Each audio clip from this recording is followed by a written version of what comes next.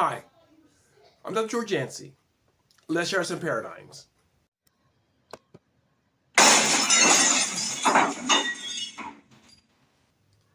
And the paradigm I share today concerns George Floyd and Charlie Kirk.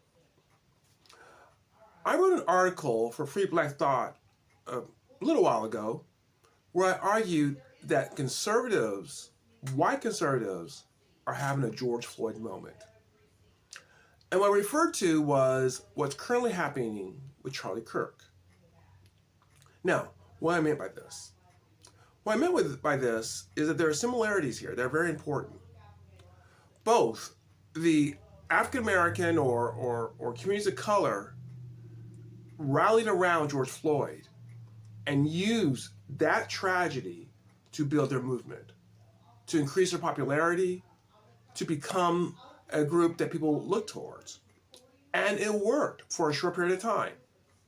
For a short period of time, it worked. And we saw this uptick in anti-racism, this uptick in support for anti-racism, I should say, this uptick in Black Lives Matter, and in a variety of ways. It wasn't that long ago. We know what happened. All right. The same thing's happening, I see, with Charlie Kirk. There's a claim which I don't dispute, I have no reason to dispute it, that hundreds, if not thousands, of requests for Turning Point chapters are being sent right now. I'm not seeing any data yet, but I've seen some anecdotal evidence that there are people who are becoming more warm to the concerns of white conservatives because of Charlie Kirk and his tragic death. So in this sense, the galvanizing these movements, George Floyd and Charlie Kirk have a great deal of similarities. Now, I want to make this point because I think there's some lessons, but I do note that when I put that article, there was some pushback, and so I want to address some of those pushbacks. And the pushback came mostly from conservatives. I don't think I got a pushback from anyone who I would consider to be progressive. And one pushback was quite simply that after Charlie Kirk was killed, there were no riots, there were no protests. People just went around and praying. Now, this is true, and there's a reason why this is true. A couple of reasons why this is true. I don't dismiss the fact that this is a different group who has been activated, who may be less willing to engage in riots.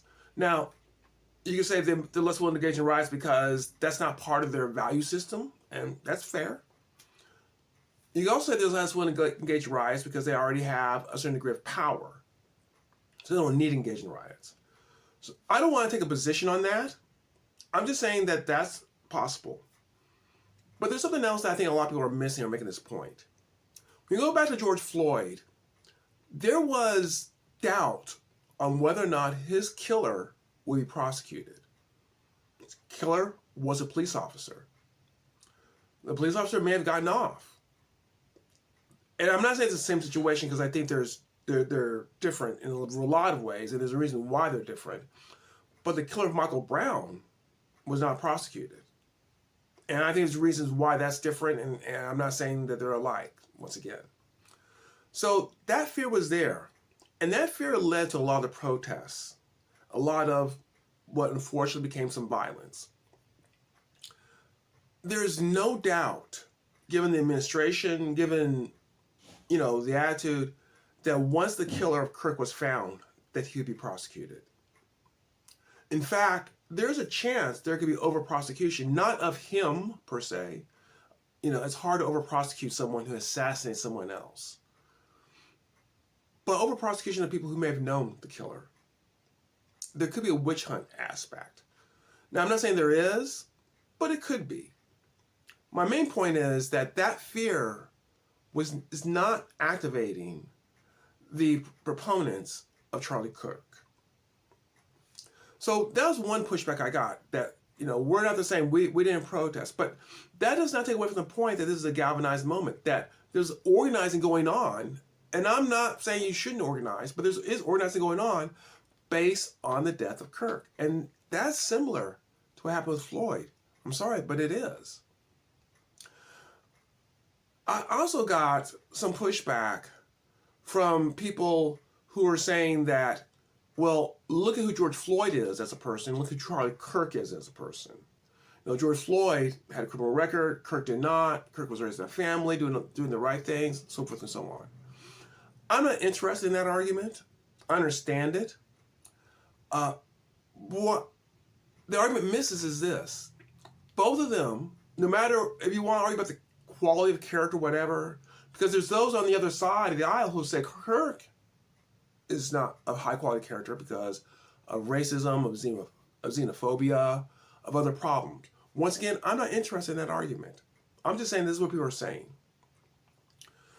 Regardless of the character, for both, they were a symbol. Floyd was a symbol of African Americans being mistreated by the criminal justice system. Now, there are ways that still happens today. The African Americans, if accused of a crime, are more likely to be convicted, or more likely to be arrested, so forth and so on. Kirk is symbolic of Christians being mistreated in our culture.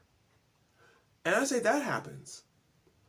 Having said Christianophobia, one of the issues of it is that how our culture is shaped by Christianophobia, and that people who can create culture tend to have Christianophobia in it. So I'm not saying that's wrong.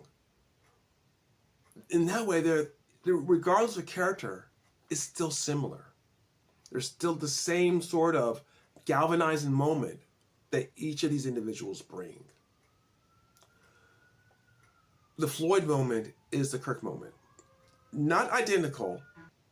No, they're not identical. But they both have the same sort of influence. Let me stop here and just say that if you're enjoying this conversation, I would invite you to consider subscribing to the show. Subscribing to the podcast, if you will, not a show. Subscribe to the podcast. If you enjoy this, if you disagree with me, comment, please. But consider giving me a like or commenting if you do enjoy this. This sort of thing helps to build what I'm trying to do. Trying to build a community of Christians who are not left or right, feel politically homeless, but theologically still very faithful to God and want to find our way to how we're going to express ourselves in this world. Okay, now moving on. I think there are less, or if we recognize that this is a moment that is similar, once again, not identical, and we look for something that's be exactly identical, we're never going to find that, but has a similar effect on these movements, there's lessons to be learned. I would say the lesson to be learned on the political left is that, remember how it was when Floyd was killed? What do you think about people who are attacking Floyd's character? Did that make you reconsider your position, or did that make you double down on your position? More likely the latter, right? Your attacks on Kirk are not having the effect you hope for it to have. Now, I have critiques of Kirk, and at some point, I'll probably start offering them. But I'm going to give people some distance who are still mourning. It's a decent thing to do, and it's a more effective thing to do. Think about your time when Floyd was a topic. What would have convinced you to not head in that direction? Probably very little. And so for true believers, there's very little you can do. You might, if you could come off with a sense of decency, be able to influence people who are not true believers. Reconsider some of the ways you're approaching this situation, because I can tell you it's not that effective. For the right, let me say this. The Floyd moment has dissipated, has it not? The backlash is nearly complete with the election of Trump. Do not think that this moment is going to last forever. It will not. And if you overplay your hand, you'll bring an end to this moment sooner than you had hoped. This is a time where people have sympathy for you, understandably so. Those who are like me, who are not a Kirk fan, have sympathy for people who were touched by him. I even like, some of the things he said, not all, and some good may come out of this. You overplay your hand, and you see this as a time to bash down the left, to own the libs, if you will. And you'll lose this moment, and the good you could have done will dissipate.